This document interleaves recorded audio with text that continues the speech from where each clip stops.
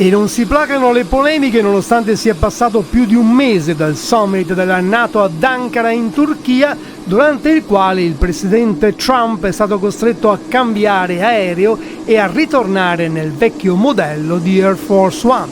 Questo perché il nuovo esemplare su cui si trovava aveva riscontrato dei problemi di sicurezza. Trump è tornato recentissimamente sulla vicenda, non risparmiando critiche anche severe a chi ha progettato e costruito questo aereo. Ladri, mi hanno mandato un noce a testa per costruirmi un cazzo di aereo che è 90% di plastico e mi pare un boiler. Vieni dentro che ti faccio vedere meglio, vieni. Ti dico un disastro, è il bagno già in tesa. Dovevo andare su quello del personale, se no mi facevo addosso. Oh, mania! Vieni dopo, intanto vieni fuori con me che ti mostro che aereo che uso mi da un po'.